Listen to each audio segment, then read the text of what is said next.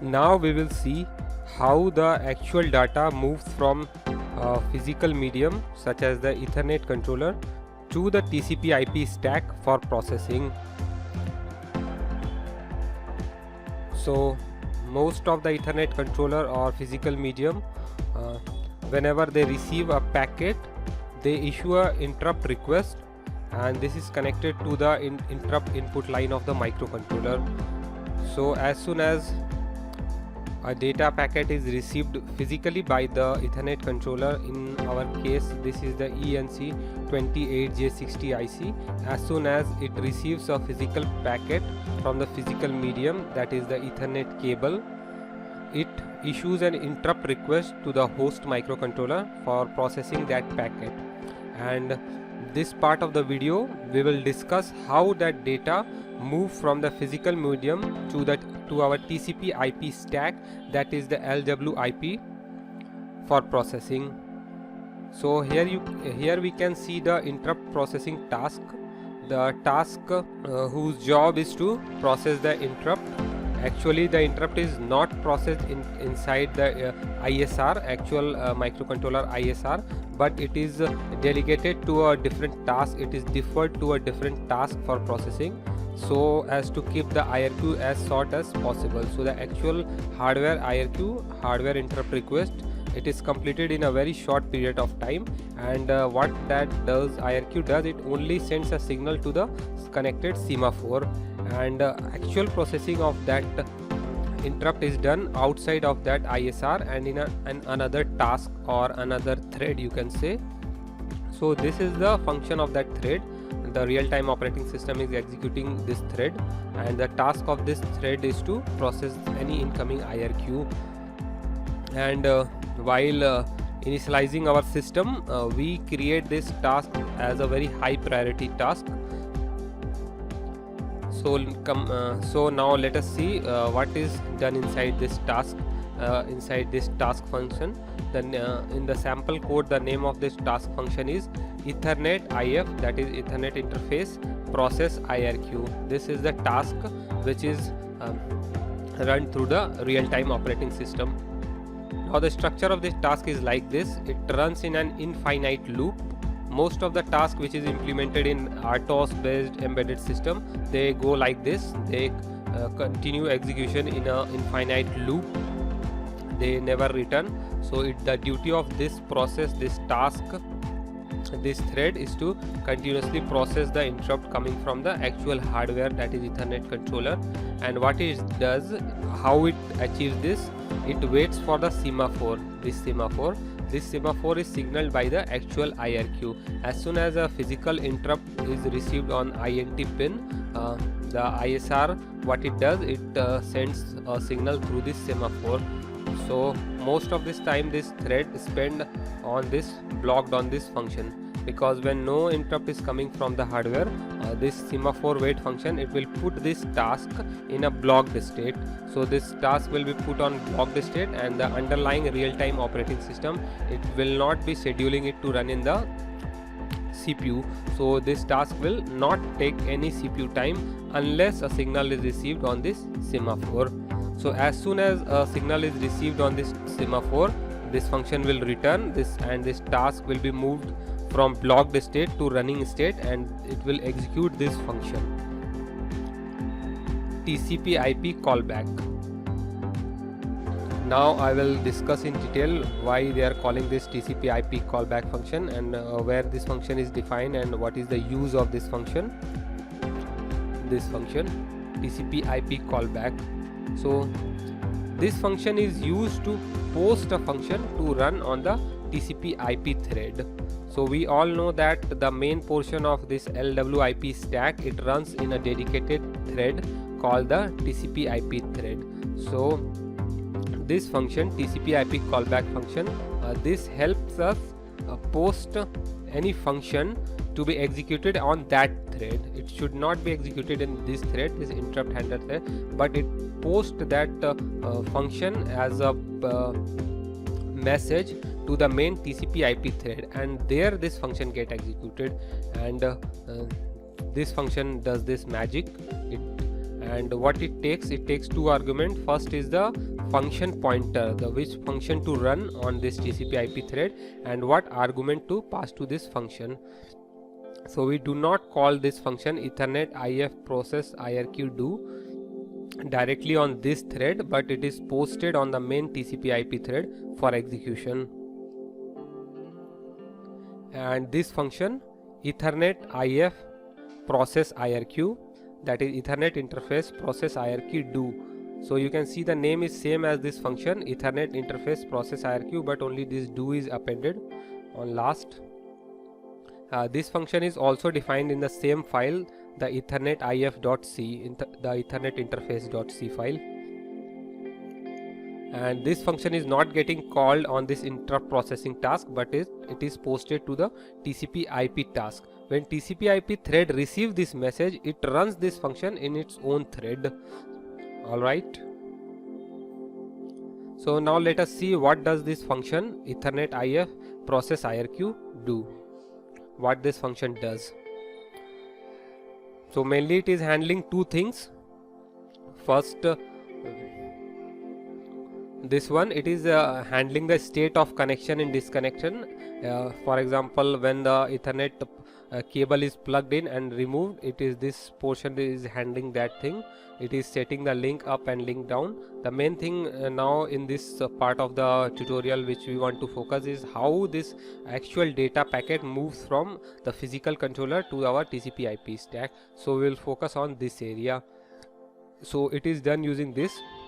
It is first when this interrupt request is requested, it first check the cause of the interrupt. So first cause may be this cable connect or cable disconnect, and another major cause is when a packet is received. This interrupt happen most of the time. This happen bit rarely, means comparison to this. Most of the time the interrupt occurs due to a reception of new packet, and sometimes it occurs when the cable is connected or disconnected in middle. So this interrupt will occur. So only two causes are investigated in this area, and when this packet here, it is checking the flag, that is EIR packet interrupt, PKTIF, that is packet interrupt flag. So when packet interrupt flag is set, when it is not equal to 0, that means a new Ethernet packet is received by our Ethernet controller, that is ENC28J60. It is informing that it has received a new Ethernet frame or new Ethernet packet. So what we do now, when packet is received, we call this function Ethernet interface input do. We call this function to do the input. This function we call Ethernet IF input do. So now let us see what in detail what it does this function do. So it is like this. It is calling this function low level input. It is calling this function. It is calling low level input, and this function low level input, it is also defined in the same file, the Ethernet IF.c file, and this function here you can see it is called from within a loop, a do while loop. Here is do, here is while. It is called from a do while loop. This is called from do while loop because several packets may have received at the same time, 2 packets, 3 packets. So what does this do while loop ensure? It ensures that all the packets are processed, and then only this function returns. Whenever this function is called, it processes all the incoming packets and then only it returns. So it is called from within a loop, and it is using this function low level input function to get a P. So this is a P buff. This is a system used inside the LWIP stack to create buffers for the packets, incoming packets. So they are called P buff or packet buffer. This is a system. So here we create a pointer to this P buff and name it P, and this function it actually allocates the P buff and return a pointer to this through P, and here we check if P is null or not. If P is null, that means we have already processed all the incoming packets and no packets is waiting in the buffer. All the packets have been successfully processed. So when it is null, when it is not equal to null, that means it is a valid packet. Then it is processed, that it is sent to the TCP IP stack for processing. Now let us see how this low level input is getting data. So here we come to the detail of this function low level input, how it is working. So in the beginning it is declaring some local variables, here you can see, and then it is calling this function enc get received frames. This is here it is calling the device driver function to receive the actual frames. It is calling this function is the device driver function enc underscore get received frames. This is the device driver function which help us read the packet, read one packet from the our Ethernet controller ENC28J60, and if it returns null, then this function also return null. That means all packet has been processed. And before going much further about this area, this function is bit lengthy. This low level input function, this function is bit lengthy, and as you can see, I have not written the complete listing of this function is not shown here. It will be shown on the next slide. But before going any further, let us first investigate this function enc get received frames. This function is defined in this device driver file enc28j60 folder, and inside it the file enc28j60.c. it is defined inside that.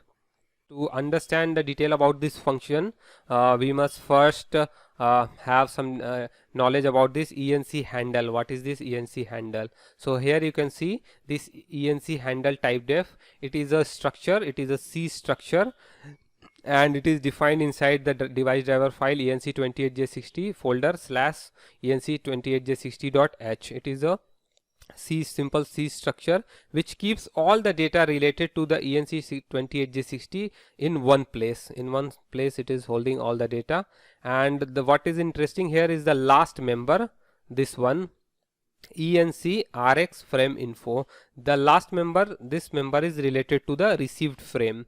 So now let us see what is this member. It is itself a structure. So now let us see detail about this structure. This one ENC RX frame infos. It is all, as I have already told you, that it is itself a C structure, and it is a very simple structure and has only two members. The first one is the length, which where they keep the length of the last frame that is received. When you call this function enc get received frame, as soon as you call this function, this member length will be populated by the length of the packet which is waiting, and the second member is of type UI. This is 8-bit data and the name is buffer, and here you can see statically they are allocating this is an array, and it is allocating max frame length plus 20, this much memory they are allocating. So this is the actual buffer which the device driver code is copying from the actual chip, the ENC28J60 over SPI. It is reading the data from the internal buffer of the chip to this buffer inside the microcontroller. It is transferring data. So when you call this function enc get received frame, it start the transportation of the received frames data from the buffer memory inside the ENC28J60 chip to the buffer memory inside the microcontroller, which is placed here. So it is start putting data in this buffer, and the length of the packet is stored here. So the length of Ethernet frame maximum it can go up to 1518 bytes. Maximum length of Ethernet frame is 1518 byte. For this reason, this buffer is kept to that length. The max frame length is defined as 1518. It is also defined in the same header file. So now let us see some detail about the Ethernet frame. Ethernet frame can carry a maximum of 150 byte of payload, that is actual data. So a single Ethernet frame can contain 1500 bytes of actual payload data. But the length of whole Ethernet frame is 1518 byte. That is, there are 18 additional bytes present in the frame. So those, what are those additional bytes? So 6 byte for the destination MAC address, and 6 byte for the source MAC address, and 2 byte for the type, and 4 byte of CRC. So if you add 6 plus 6 12 plus if you add 2 you will get 14, and in 14 if you add 4 you will get 18. So here we can see why there are 18 additional bytes. For that reason this max frame length is defined as 1518, so that it can accommodate whole of the Ethernet frame containing the payload data and also this header information, which is the source address, destination address, type and CRC. And now we will continue the function, low level input function, which I have stopped here. Here I have stopped, and now we are continuing from here. So after that the device driver function is called to read the packet. Then it obtains the length of the packet. We have already seen that rx frame info dot length member. So this is the actual Ethernet handle which keep all the data related to our ENC28J60 in one place, and inside this it is having another structure, that is rx frame infos. This another structure is present which is holding two information regarding the buffer, which is the received data. So one is the length, so from there it is getting the length, and then after it is getting the pointer to the actual buffer. Okay, and if the length is greater than 0, that means it is an actual packet. So it does so what the device driver, our this interface code, it should do, it should allocate a pbuff, that is packet buff, using the API. This is LWIP API. Using that API it is allocating enough space, a packet buffer, for moving this data, this frame data, from our device driver code to the TCP IP code. And if the allocation is success, that is p is not equal to null, then it is copying our payload data, means it is copying this buffer data from this buffer to this payload of this allocated pbuff. And it is the details of this implementation I will discuss on a separate tutorial which discusses the uses of this pbuff system. So I am not discussing how it is doing that, because these pbuffs are chain, these are memories allocated in small chunks. So when you ask this system pbuff alloc to allocate a lane of chain buffer, this is packet buffer of length, this is specified this by this length buffer, it does not means that it will allocate a sequential memory area. It may be fragmented, it may be made up of several pbuffs chained together using a linked list.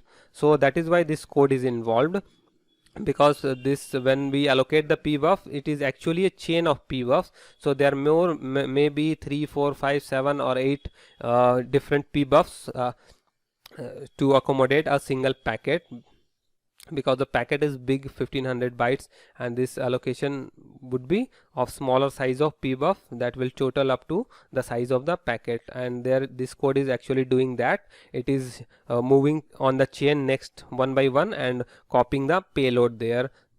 This code is doing that. Now the pbuff is ready, and it is now ready to be returned to the TCP IP stack.